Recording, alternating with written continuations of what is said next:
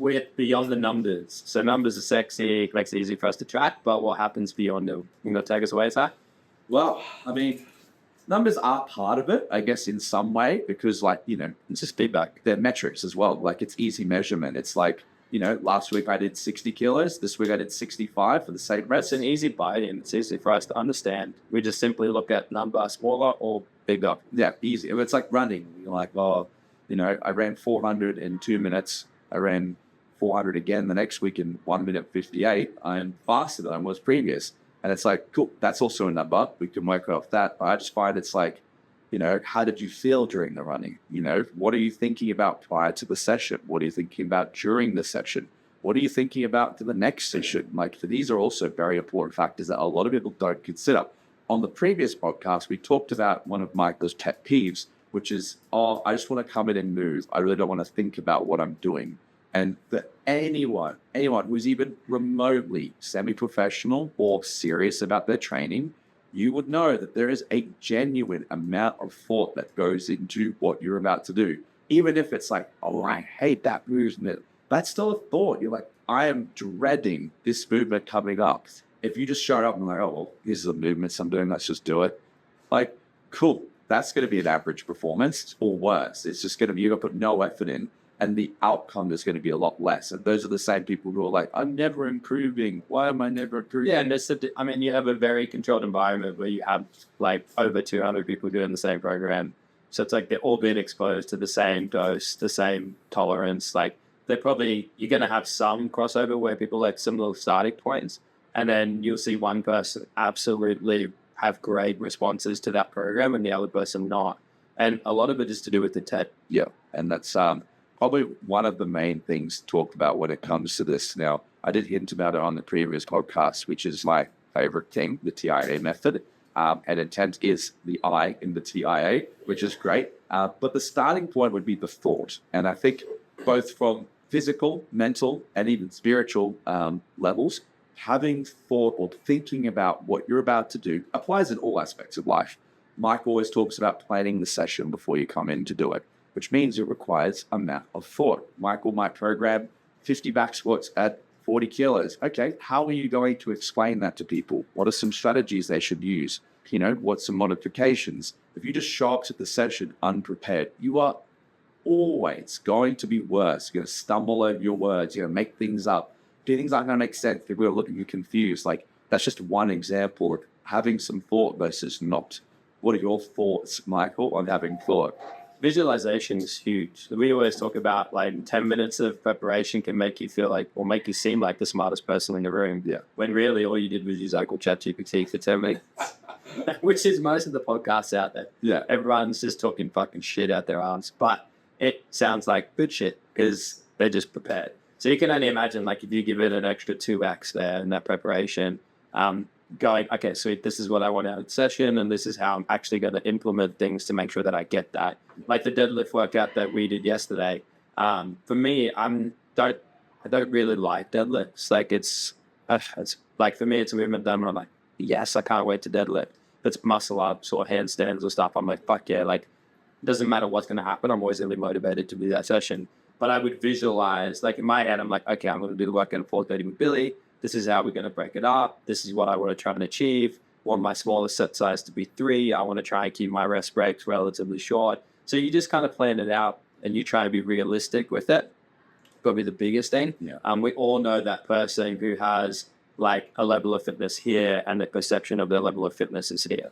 So they're like, we see it in the open every year where it's like, okay, like, fuck yeah, that workout's right up my alley. I'm going to do 9 minutes. Bro, the pros did it in 11 minutes. Yeah. What are you talking about? Yeah, you're not doing it 9. Even like I saw this morning, someone like 18-minute workout running and like lunges. And there was acrobike as an alternative. And they finished 18 cal on the acrobike in 25 seconds.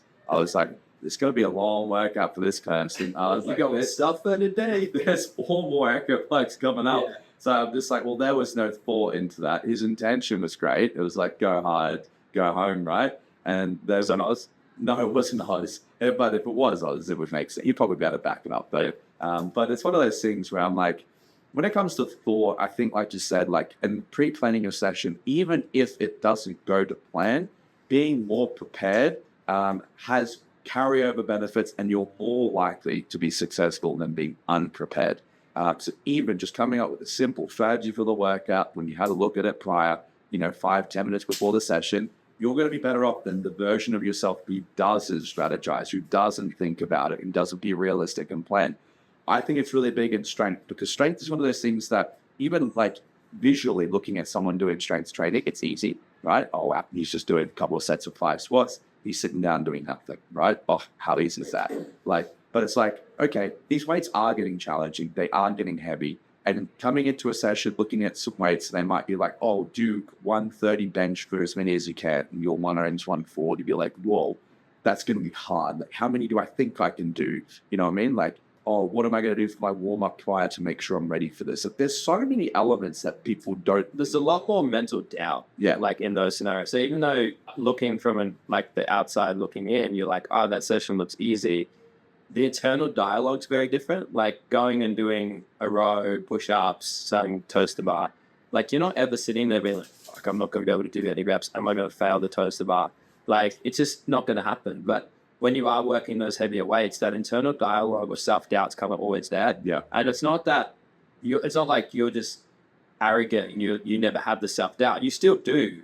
You just reframe it before you pick up the bar. Yeah. So you're like, and you draw back on those wins that you've had where it's like, okay, like I've done this before. I squatted the 220 3 times back. Now I can do it again. Exactly. You've used those past experiences. You look back and you're like, yeah, done 220 for 3. Okay, that's good. I know I can do at least 3. So if it's an AMRAP at 220, I know that 3 is at my current max. I know I can do 1 on any given day. So it'll be around that 1 to 4-ish range that I'm aiming for. So you have an idea. Whereas if you're like that same person, it's like, I'm going to crush this. I'm going to do 10 reps. And then you get the bar in your back and you get crumbled on the first one. And like, and all that was pointless. Like I just achieved and learned nothing from that. I think like on the other side of it too, it's just like when you generally think about these things prior, it just opens up everything. It opens up your world to a lot more different variables than you were aware of before. What I mean by this is, I use my brother as an example. Actually, this happened twice in 1 week, which is wild.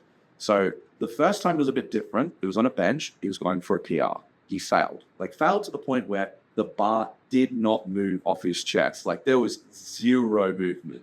And I was just like, wow, he's done. That's his session over for the bench.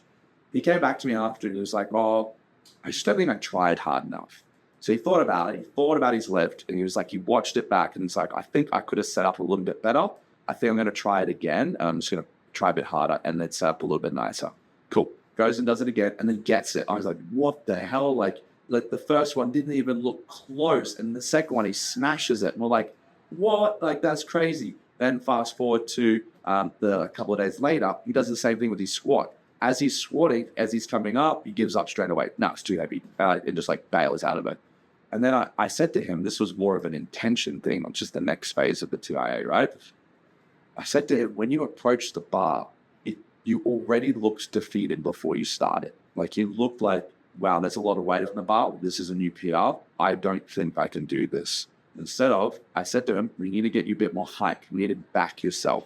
Even if it's fake motivation, we need you to believe that you can do it. Or at least get to the point where you're coming out of the squat and you get stuck from trying hard. You get to that sticking point and you try your hardest to push through it. It doesn't work.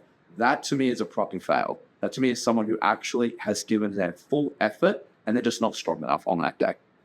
So we did it again because that didn't happen the first time. He just gave up, got squished like a flag or a fly swatter, right? So we were like, cool, try again. Once again, he gets out of it because he came into that set with a bit more intent. He was switched on. He used some different little motivators, like a couple of boys telling him he could do it, bit of amped up music, bit of high fives and slaps, and he got it. And it was purely because he approached the bar with a different mindset to what he approached previously. Yeah, reframes are powerful, very powerful. You're big on that because you did want to touch on it with one of Tristan's questions, the hype side of things, the slapping on each other's backs, the being very extravagant before you go and do the lifts itself. Now, my perspective on that is it's very circumstantial. Yeah. You can only do that if your heart rate is under 120. And the only reason I say that is in a CrossFit scenario where I'm on my last round and I need to dig and I need to put in more effort and I need to hold on for those bigger muscle ups. It's just not going to happen. Like the heart rate's elevated. You're also going to be in a scenario where it's like there's so many stresses going on that's just not going to be there, but you're still going to need to have that same internal dialogue retrain where you're going to have that self-doubt, but you're not going to have the hyper energy. It's going to be just you. Yeah, and it's a little bit harder in that scenario where it is a bit lengthy. It's not just one rep, it's a lot of reps still, even if you're in the last round or something. Like, the encouragement still works to an extent. You can get someone quicker back to a bar. You can get someone stop resting and get back on the bar a little bit better. But it's like you said, it's not the same type of motivation. Whereas if you're going for 1 rep max, minus the bench press we've found, because it's so slow to set up. Like, yeah, get it. Setting up, little groove, huge hip, nice arch, unrack. It's been 35 seconds. You're no longer It dwindles out. And we have this like mindset called like low, medium, and high pipe. So depending on the severity of challenge that a particular weight poses to you will depend on how you need to approach it. Low hype is like normal work in sets, 5x5, 75%, accessory work, things like something that you're like, this isn't too bad. Like I could do this on any given day, no matter how I feel. Medium height, what we call business sets. This is what was like the working sets, is where you need a little bit of amping because you're like, this is going to be hard and it's going to hurt. Maybe it's a heavy set of 3 back squats at a weight that is challenging for you. That's something that you won't really fail, but like if you don't really put some intention and try really hard, there's a chance that you could miss it. And you could do that regularly. We find that business sets are something that you could probably do a couple of times a week without exhausting yourself. And then it saves it for the back slack and high hype sets. These are the sets that you channel energy from other people. Tristan loves using other people's names, but influential figures in the gym, just trying to channel some of their energy to help him achieve his set. It's almost like getting their mojo. Like I'll take Michael's perseverance, I'll take Izzy's strength and her dips. I'm going to use that for my bench press. I'm going to help get some success out of it. You can only do this once a week. Like his way of visualizing. It is. And it works different for everyone, but like back slaps, screaming, yelling, hype music, whatever you want to do, sniffing salt, it doesn't matter. This is like a fight or flight. You're trying to gain as much adrenaline as you can. And maybe it's just to convince yourself that you can do it. And like your mental dialogue's like, you can't do this, too heavy, too hard. And like you're trying to like block that out through external motivators. But like I said, because it's so stressful and it increases your heart rate, it puts you in, like, it gives you adrenaline, gives you that fight or flight. You can only do this once a week. If you're doing it every single time you approach the bar, you're going to burn out through just general fatigue because of all that like extra energy expenditure. They say in a powerlifting comp, like you should only do this once, and it's usually on like a PR attempt. You save it, yeah. You got to be careful. If you create dependencies, then your performance is reliant on it. So it's a very fine line. Like, I mean, we just use like your gummies as an example. Like, it's a very fine line before it becomes a dependency and actually has a negative effect. Yeah. And that's the scenario. Like I was saying, I'm just playing devil's advocate here, but if I just think about my training, and Izzy's probably the same, we just have less of those scenarios. So if we were relying on them, we would never get anywhere. No. It's like we have to rely on the internal dialogue and almost have those mental conversations while we're busy moving. So when I'm transitioning from the rower to the rig, I'm having that mental conversation with myself. Yeah. Where it's like, okay, I know this set of 10 on the bar of my slaps. Like I'm under fatigued, my shoulders are blowing up.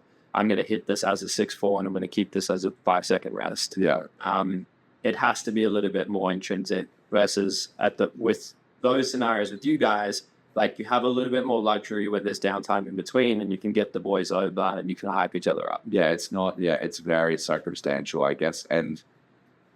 But I think the same tools still apply, like still having that genuine thought prior to the session planning in any fitness circumstance is going to make you more successful. Any circumstance in general, having thought and visualizing and preparing for certain things will bring you more success than not doing it. Like you just can't say it won't. Having good intention and understanding the intent is also important. So even though your intention might be to do 3 reps at that weight that you've already thought about, or like you've been programmed to do a 1 rep back snatch and you've already planned to do a new PR at 1 kilo, whatever it is, and your intention is to do that, we still need to understand why we're doing it. Michael said something really cool the other day, which we were talking about snatches, and someone was upset because they didn't PR their snatch. Didn't get that new PR on my snatch. Michael said to them, like, how many reps have you done at 90% recently? Like, other than building to your 1RM, doing that one on the way, like, how many times have you actually done that? In the last I gave him numbers. In the last 3 months, how many times have you did 90%? Yeah, and that's a big thing with my athletes. Like, one of the things that we don't appreciate is 1 rep maxes, because the only 2 times you should be doing that is competition and when your program asks for it. So when we're at the end of a program, and you should be the most peaked at that point. So outside of that, people, when they get rambunctious and want to do some extra stuff, they want to be cheeky and do some heavy stuff. You see it CrossFit class. That's when Michael's program, 75% squat cleans, people are maxing out. They're the wrong times to do a 1RM. What the right thing to do is, I like for my guys especially, because powerlifting is the sport of lifting 1 rep, like the heaviest you can. You need to train those heavy singles, doubles, and triples all the time, because it is part of the skill of lifting very heavy. So one of the things we do is there's a percentage rule. If you can do 3 reps at 95% of X lift, or 5 reps at 90% of X lift successfully, then you have my permission to go for a PR.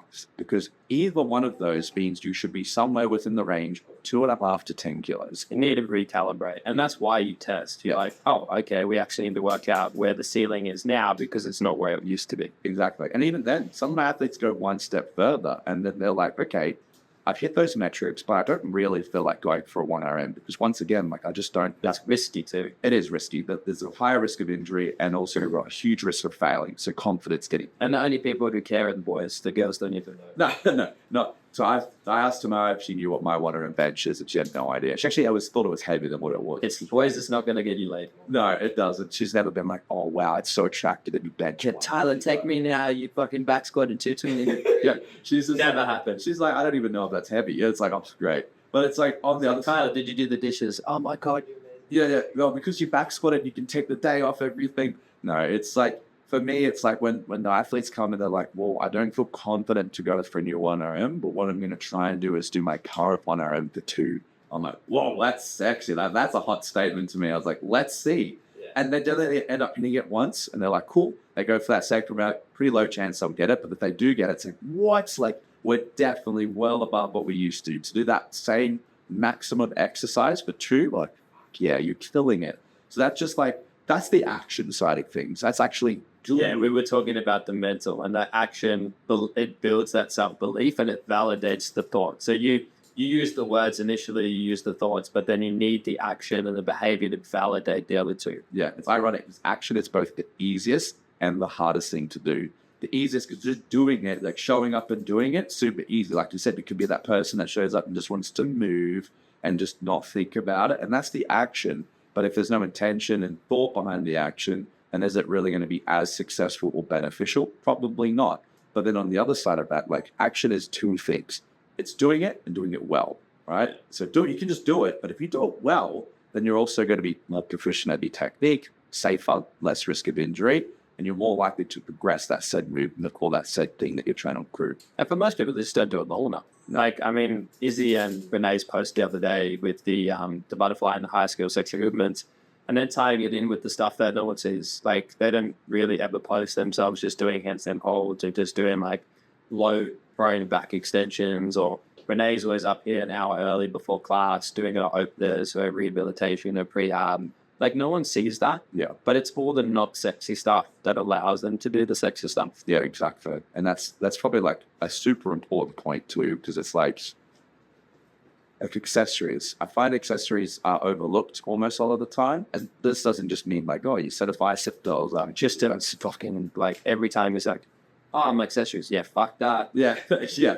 He's an interesting case because he has a lot of, he does the main lift so well. He has a lot of intensity around the main lifts, and doing them well is really important. Obviously, accessories are good for fixing imbalances, strengthening ligaments and joints, obviously improving specific muscles that you don't get to train in the compound lifts. These are all positive things. Yeah, injury prevention and weakness training. They, like, a lot of the top strength programs don't actually have any accessories in it. So like, it's just proof that like, hey, you actually you don't need them. They're great to have. It's the main part of a program that's individualized. That's it. And that's what the main thing is. I'm like, that for me as a coach, I was like, what's the point of programming just in accessories if he does like dumbbell rows at 4 kilos? I was like, what is even the point of that? So for him, I've changed it where I'll do main lift, secondary lift, at most then one accessory. And the accessory might be like pull arms. So it's still a compound lift, but it's like an accessory compound. You should instead of writing reps, you should write like max up at pull-ups, chat for 3 minutes. Yeah. Like giving guidance. Go annoy someone. Yeah. Oh God. He'd be like, fuck yeah, I'm doing this. But I think like you're giving him permission to just talk shit. I think for like training and like making sure that like anything you're doing, doesn't matter what it is, doesn't have to be strength, doesn't have to be CrossFit, it can be gymnastics, running, whatever. Like having intention and like understanding, like thinking about what you're about to do prior is just so powerful. Like a lot of people are training for running, a lot of people do running at the moment, but do you know how fast your 5K split time is? Do you know, are you improving your pace week to week? Do you know if your running stride is good? Do you know like X, Y? There's so many factors outside just getting out there and going for a 3K run in the afternoon. Like, and that might just be all you want to do, just exercise. That's the difference between exercise and training. Is one is just something you do, the other one is something you do with intent. Yeah, I mean, like that running world, fuck, I struggle. I really do struggle with it because it's like, to me, it validates what I call dirty data. So it's like for me, the definition of dirty data is data that doesn't change behavior. So tracking all these things mean nothing if they're not going to change anything you do. So it's like, what's the point in having all this data if we use their watches and the watches like you're doing 4,000 steps?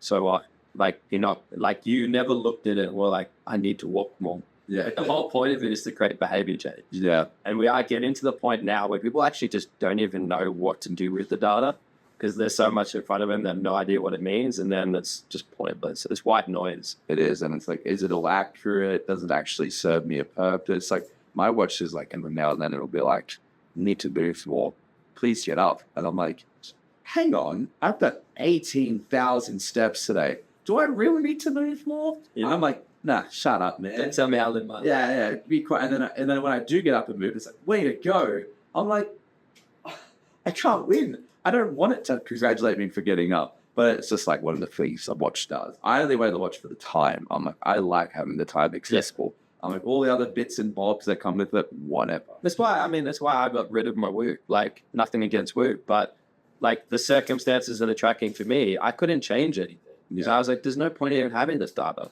Like, I'm not going to have the capacity to sleep more. Like, I have responsibilities that I'm going to have to get up and go to work for. Yeah. Like, it's not going to change. So I'm like, fuck this. I think I told you my like ages ago old podcast of my Whoop story where it was like, I woke up one day with the best sleep I've ever had in my entire life. And I look at Whoop score and it was like, 1%. You need more sleep. Do not train today. Yeah. Your recovery is shit. I was like, hang on, I feel great. Like, don't tell me how to feel. And that was what you were saying. Like, these smartwatches and devices are telling people how they should feel. And it's like, well, isn't the best like understanding of how something feels is your understanding of it? It's like, that's what we say, like, oh, like when we talk about RPE and training, like this once again comes back to the intent thing, or like in the thought about your set. You do a set, you think about it. How did that feel? I'm meant to rate it out of a set system of 10. You know, is it a 10 out of 10? I could not do another rep. Or is it a 1 out of 10? Like, I could have done 9 more reps if I wanted it. It's like, and it's so subjective.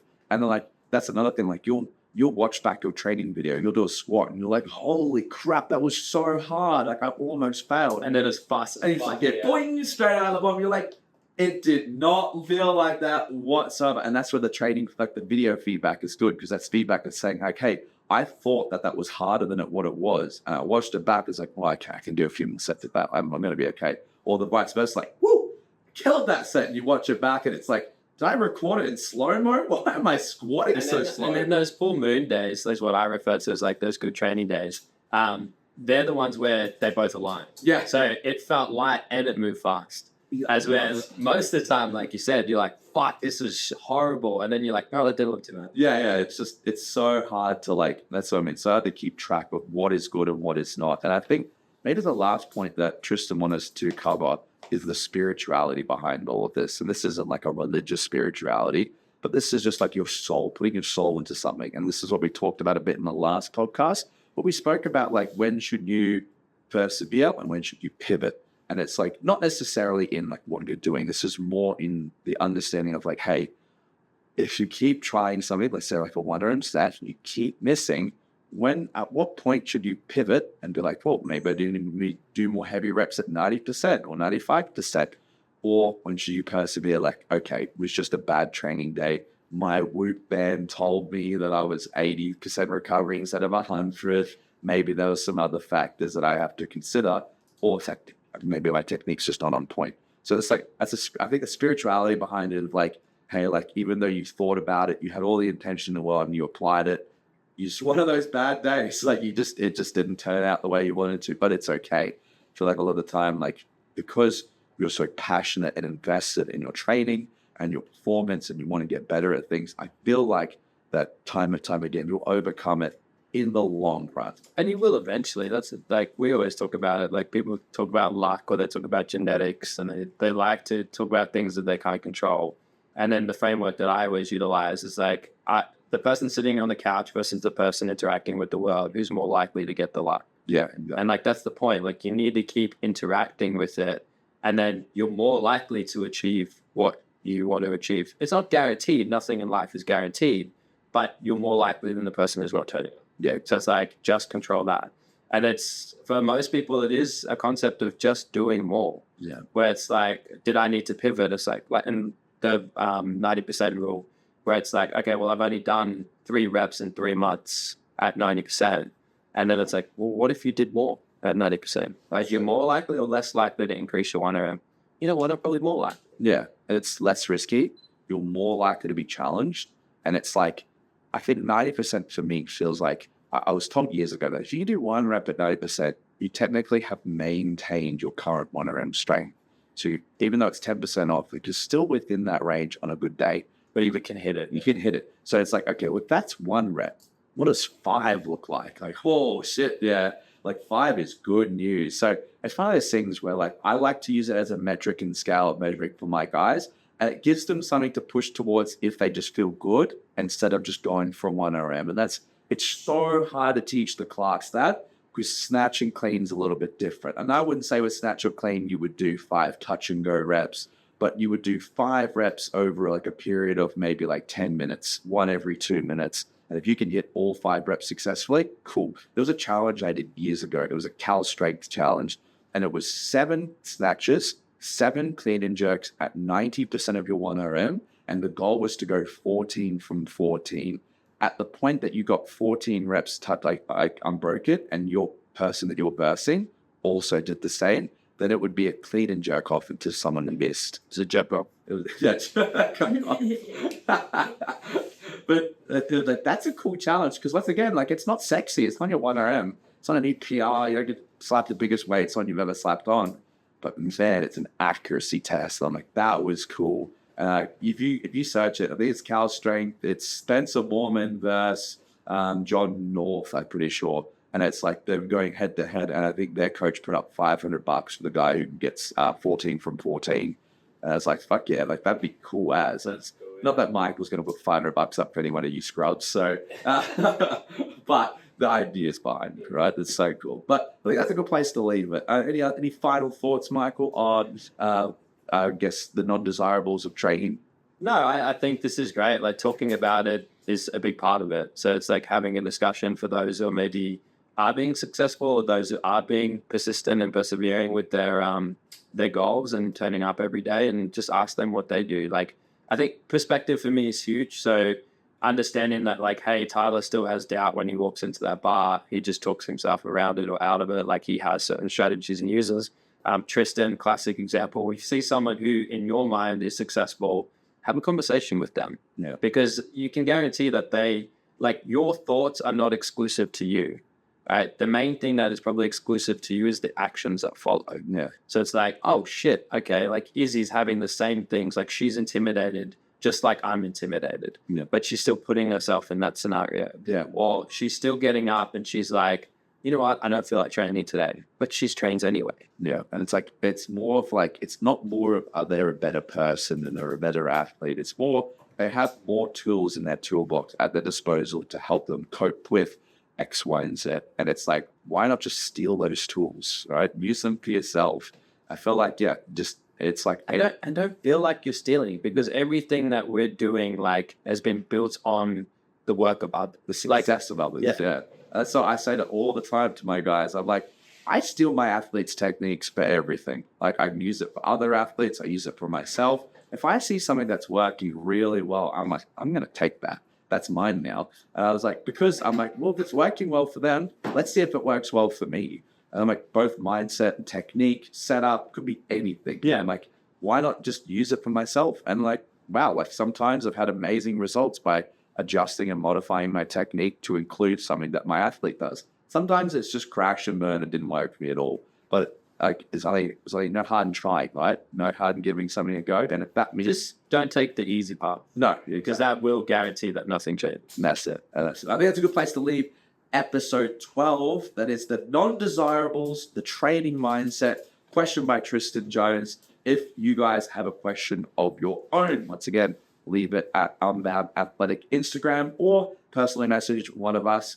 Probably Izzy, she'll get back to you faster with the question, and we can answer it on one of the next podcasts. We'll see you guys on episode 13. Latest. I was the same with work. I literally got free. And Sitting in the locker, I got chicken. a subscription for free because it was like bringing me so much of Adidas and they were like your child clothing. So I was like stoked. All I had to do was wear it, and I was like, fuck this thing. Tell